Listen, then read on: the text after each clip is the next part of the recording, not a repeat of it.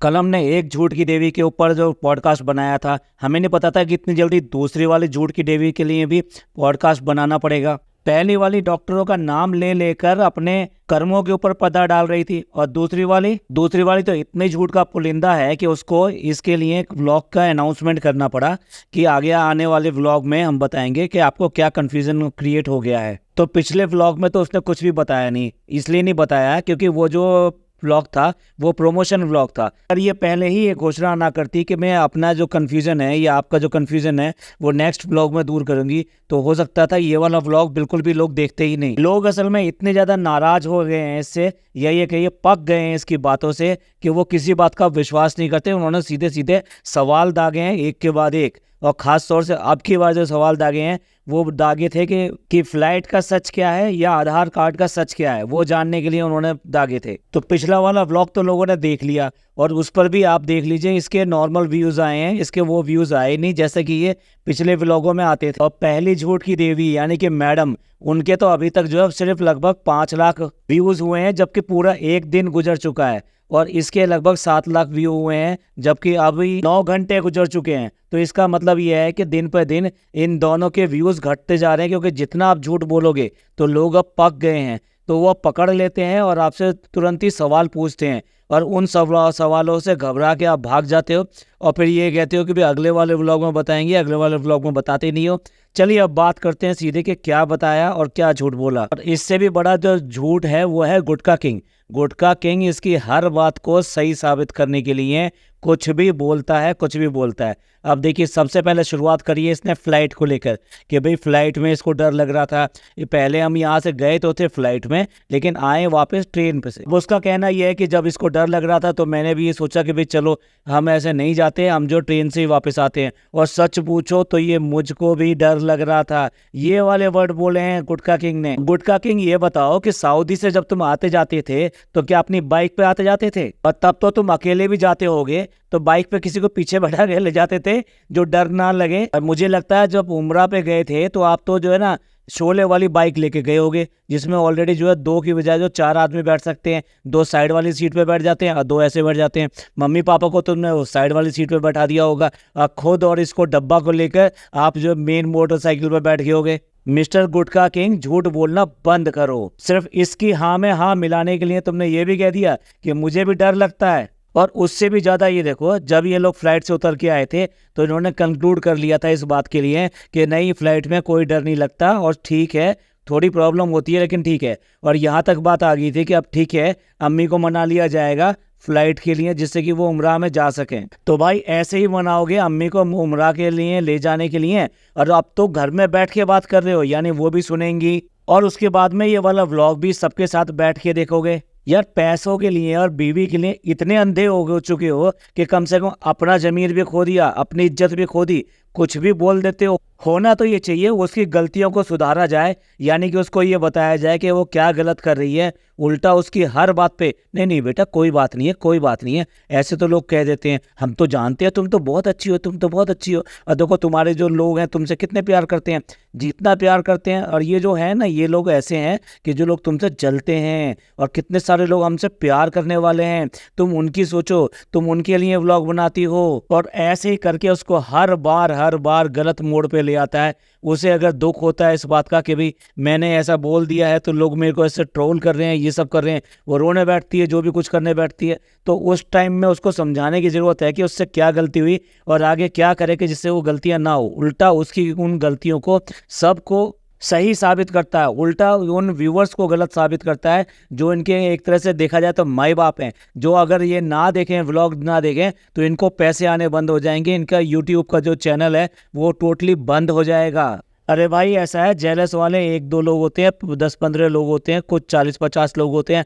ऐसा नहीं होता। व्लॉग के अंदर जो आपके 6,000 7,000 या 10,000 कमेंट आए हुए हैं, वो सारे के सारे आपसे जेलस करने वाले हों। मतलब जेलस करने वालों को इतना टाइम है कि वो सारे के सारे बैठ के एक साथ वहाँ पर लिख रहे हैं। और जो इससे पहले जो तुम्हारे पक्ष में इतने अच्छे अच्छे कमेंट लिखते थे, उनको क्या आजकल पैसा देना बंद कर दिया, जो उन्होंने कमेंट लिखने बंद कर दिए? या फिर सच्चाई ये है कि वो लोग भी आज की डेट में तुमसे ऊब गए हैं, पक गए हैं, और तुम्हारी सच्चाई सामने लाने के लिए तुमसे सवाल पूछ रहे हैं कि शायद अब भी तुम सुधर जाओ और तुम्हें अपनी गलती का एहसास हो जाए। पर इन बेशरम लोगों को क्या फर्क होता है, पूरा सीना तान के दोनों के आके बैठ गए हैं और आके उन्होंने इन्हीं लफ्ज़ों में ये कहने की कोशिश करी है कि हम पे फ़र्क नहीं पड़ता, आप कुछ भी कमेंट कर लीजिए, कुछ भी बात कर लीजिए, हम कोई जवाब नहीं देंगे, आज तक हम जवाब देने नहीं आते, हम पे कोई फ़र्क नहीं पड़ता। अरे तुम पे फ़र्क नहीं पड़ता तो तुम इस बात का जवाब देने कैसे आए? तुम जैसे इतनी सारी बातों का और पी गए कि तुम्हारी लव स्टोरी क्या है और वो क्या था जिसकी वजह से एक लड़के की माँ ने जान दे दी थी, वो क्या था जिसकी वजह से तुम्हारे घर में लड़ाई हुई थी और तुम वहां से भाग कर चले आए थे ईद के दिन, वो क्या था जिसकी वजह से आपके यहाँ पुलिस आई थी, तुम्हारे खिलाफ FIR दर्ज की गई थी। बताओ बताओ, इतने सारे सवाल तो किए गए हैं, अगर तुम्हें फ़र्क नहीं पड़ता तो उन सवालों का भी जवाब दो, तो फिर इस सवाल का जवाब देने के लिए कैसे आए?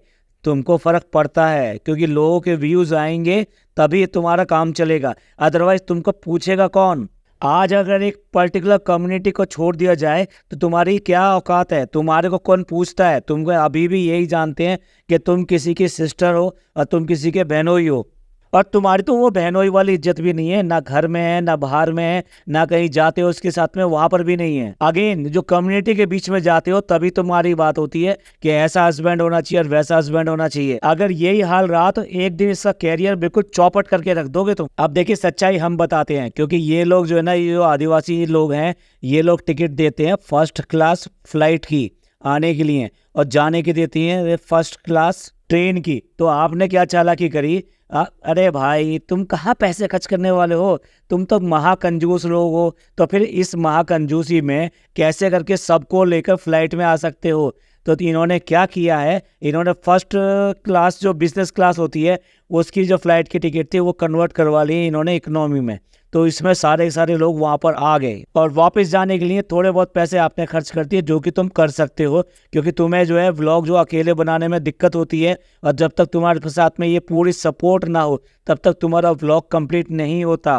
तो सच्चाई ये है, सच्चाई को बोलने में दिक्कत क्या है मेरे को ये समझ में नहीं आती। इसमें तुम क्या बुरे बन जाओगे अगर तुम ये कह दोगे कि हाँ हमें टिकट मिली थी, हाँ हमें टिकट मिली है, बाकी हमने खर्चा खुद किया है। आज तक कितनी बार तुम मैनेजर को लेके गए हो, लेकिन आज लेके गए हो, क्यों लेकर गए हो? क्योंकि यहाँ पैसे का लेन देन है और पैसे का लेन देन जो है वो इन्हीं के बीच के मैनेजर वगैरह के साथ में ही हो पाता है प्रॉपरली, अदरवाइज करने में दिक्कत हो जाती है, कई बार पेमेंट भी फंस जाती है। So they are the professional people, तो वो मैनेज कर लेते हैं इन चीजों को। अब देखो बातें बनाने का तरीका देखो, कह रही है कि मैंने हिम्मत करी और मैंने 2 घंटे की फ्लाइट में बैठी और उससे पहले भी मैंने अपने आप को किया, और तब उसके बाद में इसने मौसम चेक किया और मौसम चेक करने के बाद में से पता लगा कि वेदर की जो फोरकास्ट है वो ये है कि बादल होंगे और बारिश भी हो सकती है। तो उसको पता लग गया कि ऐसे में जो प्लेन जो ठीक से नहीं चल पाता है, तो इसलिए उसने फैसला किया कि नहीं, अब हम जो इस तरीके से नहीं जाएंगे। तुम बड़ी वेदर एक्सपर्ट हो रही हो, तुम्हें बड़ा पता है कि प्लेन में क्या होता है, कैसे होता है। आजकल जो इतने टेक्नोलॉजी हाई है कि थंडर्स वगैरह का भी कोई प्रॉब्लम नहीं होती है। अब झूठ की भी हद होती है, फ्लाइट में चढ़ने से पहले ये कितना हंस खेल रही थी और सारी बातें बना रही थी, और अब ये कह रही कि फ्लाइट से 2 घंटे पहले मुझे एंजाइटी होती है। अच्छा, अब आपको पता लग गया कि घबराहट को एंजाइटी भी कहते हैं। अब इसके बाद मैं शाबाशी, देखो फिर भी कुछ भी कहिए ना, आपने इस बार जो हिम्मत करी ना, पहली बार जाने में हिम्मत करी, पहली बार, ये तीसरी चौथी बार फ्लाइट में बैठी है। इस गुटखा किंग की याददाश्त को क्या हो गया? गुटखे से क्या याददाश्त में भी प्रॉब्लम आ जाती है? भाई ऐसा भी सुना है कि दूसरी चीजों में भी प्रॉब्लम आ जाती है, देख लो, बातचीत ठीक कर लेना। तो अब आगे जवाब सुनिए। कह रही कि आप सब लोग जो हमें इतने दिन से जानते हैं, आपने ये समझ लिया होगा कि हम जो सफाई नहीं देते हैं। इतना बड़ा झूठ बार बार इसी फनी को लेके सामने आती है और यही तुम्हारे लिए सारी की सारी सफाइयाँ देता है और अपने पॉइंट्स क्लियर करने की कोशिश करता है। झूठ झूठ झूठ। तो कह रहे हैं कि हमने सोचा कि हम जो है किसी भी बात पे सफाई नहीं देंगे और सफाई देने से कोई फ़ायदा नहीं है, और जिनको इनके बारे में गलत बोलना है उनको सफाई देने से कोई फ़ायदा नहीं है, क्योंकि जिसको यकीन करना है आपके ऊपर वो करेंगे, और बाकी की दुनिया को कितना भी आप जवाब दे लीजिए वो आपको यकीन नहीं करेंगे। पर डब्बा जी अब ये एक दो की बात नहीं है, अब तुम्हारे व्लॉग में आने वाले 100% कमेंट जो है इसी तरह के हो गए हैं। इस व्लॉग के नीचे भी बहुत सारे कमेंट हैं, जरा उसको पढ़ लीजिए तुम्हारे इस क्वेश्चन के आंसर पे, और साथ साथ तुम्हारे घर में जो करतूत होती हैं उन सब के ऊपर, कि क्यों करके जो भी तुम्हारे मोहदा से आता है मेहमान वो यहीं टिक जाता है। क्या उसका अपना घर नहीं है, या उसका अपना ईमान नहीं है, या अपनी उसकी इज्जत नहीं है? क्यों करके तुम्हारी जो फूफियाँ वगैरह वो नहीं आती? एक कमेंट ये भी है, क्यों करके तुम्हारे पापा के रिश्तेदार यहाँ पे नहीं दिखाई देते? खाली इस टिकट के ऊपर ही बात नहीं करी है, लोगों ने और भी बहुत सारी बातें करी हैं।